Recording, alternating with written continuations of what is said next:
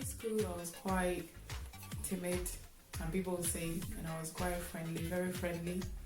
And I went to high school in Ghana, so Apape Secondary School in the Volta region.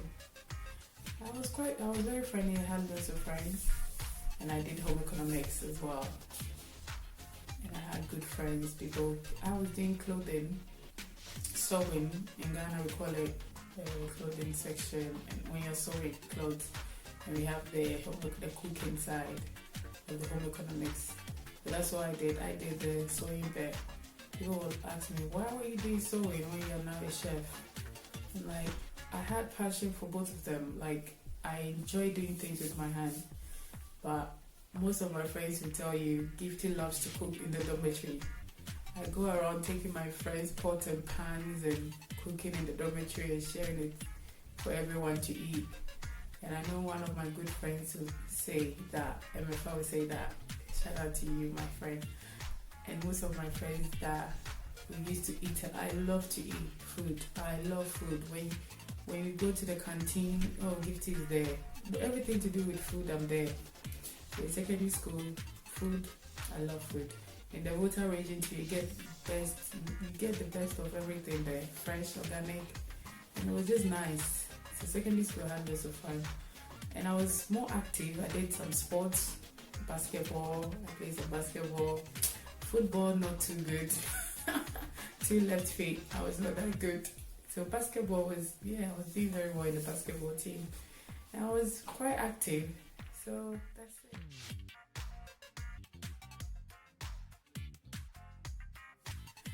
As a chef, I'm really known for my balancing of flavors and creating unique flavors when I cook. I can come up with different spices, and I love to taste every spice. Like, I love to smell spices. I like to taste raw stuff. Anything I get my hands on, I like to taste and know how to balance things and control how I add my salt and spices and everything. And people know me for that, and I know that's what gave me that uniqueness, because I understand the use of spices. So when I cook with it, it comes out with great flavors, a great smell. Even if I make you angamu, I think angamu means oil rice in Ghana. If I make you that food, you'll be like, what is the smell? I know my spices, so that's what people know me for, using spices to create simple food and bringing out the best flavors in there. So all my friends and my customers, people who eat my food will testify that Gifty's food, even when you are in Boliga, you will smell it. I mean, I'm talking about Ghana, it's a place in Ghana. So, thank you.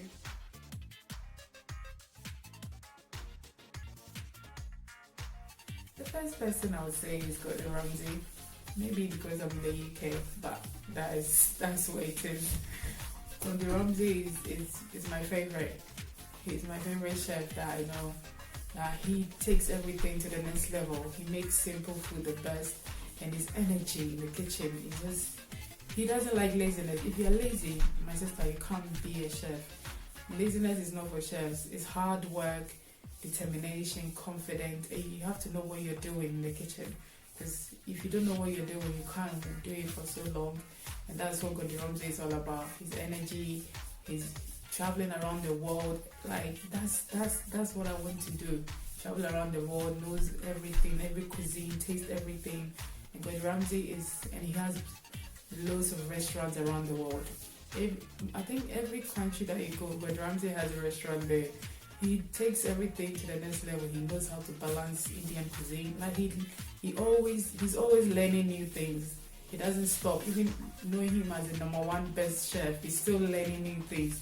He's still discovering new recipes. So I love this man. He inspires me a lot. The one person that I would say is Chef Daniela. She's also in the US, and she was also born in Mexico.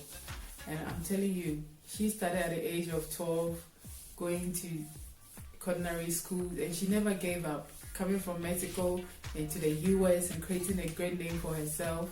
She was named one of the best restaurants in the US. So I'm like, these people always motivate me to do what I'm doing. And I'm always looking forward to be greater, even greater than them. But I'm still there. One day you see me somewhere. I know I love it.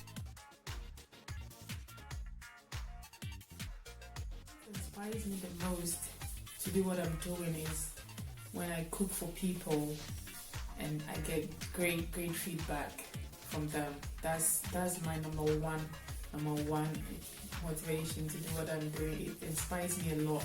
It also encourages me to develop new recipes, create new things, and especially when I see fresh ingredients, I'm like, I need to create something. When I go to the shops and I see something different, something unique, or when I watch food videos and stuff and I see something, I'm like, I can make something different out of it. And when I give it to people eat it and the results, I'm like, this is nice. It just motivates me to do what I'm doing. So it's always like I'm always on my toes creating things and to make new things and discovering new spices. And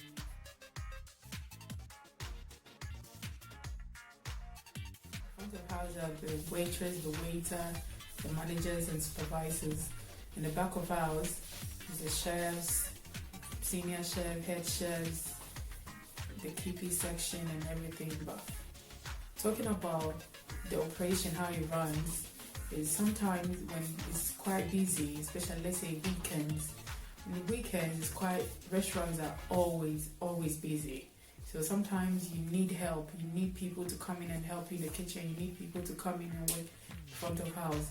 And where I work is an open kitchen, so it's a nice thing for the customers to see what you're doing and the people to know how crazy we work in the kitchen and how we bring the food out. So when they see us working so hard, some people can just walk to you and like, you guys are working so hard. You can see how you guys are struggling and working so hard and still smiling and bringing out our food. So it can be very, very hectic. And when it's crazy, people in the front of house can come in and help us as well. Because you see, we have ovens, we have pans, fires, everything flying around. So you always have to be careful what you're doing. And when it's crazy busy in the front of house, the chefs also change. You have to change quickly and get into the front of house and help them run the food, because we don't want the food being cold on the pass. So we have to come out, run the food for them, or serve the customers if we can. So front of house and back of house is a teamwork. So without that, I think restaurants cannot work together. Like, you can't get good food when there's no good teamwork. So where I work in Zizi's, by the way, in London, Bracknell. So shout out to all my staff. I don't have any advice for them. I think all I have to say is just say thank you to all of them, the bosses that I've worked in, all the places that I've worked in. And the funny thing is, all my bosses were all women. So that is one thing that motivates me a lot when I go to work. I used to work in waitress, and our head chef was Marianne. She was amazing. The first time she saw me, she was like, oh my days. And I think she saw me, she was like, you're the only black person I've seen here work for so long, and you're so good. And she motivates me and everything. And she was hardworking. The funny thing was, when I met her, she was pregnant and she was still working. She comes in by 4 a.m. She's there, she's working, and she was so helpful. And I learned a lot from her. So what I have to say is thank you, Marianne from Waitrose. I know by this time you have your babies around you and you're still working. And one of my chefs as well that motivate me is also Marianne. I have second Marianne boss from Zizi Bracknell. She's an amazing person. She doesn't give up on you.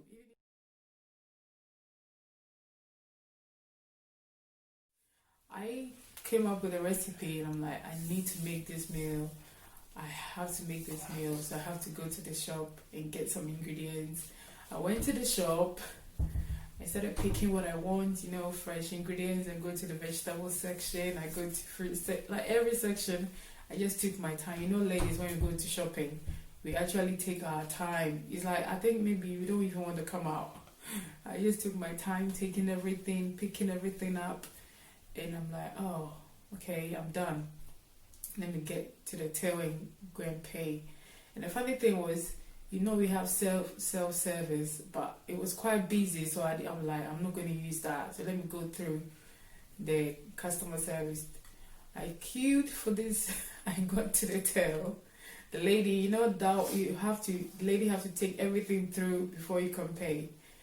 She finished doing that and she was like, your total is blah blah blah blah blah. I'm like, oh my god. I checked in my bag. I'm like, I left my purse at home and people are standing behind me, and you know that face, people look at you like, lady, why are you taking so long? I'm like, I'm so sorry, I left my purse at home, so I need to get back and get my purse and come back and get my stuff because I really needed that stuff, so I needed to come back. That was so funny. And I go home and I'm like, oh my god, I don't think I'll do this again.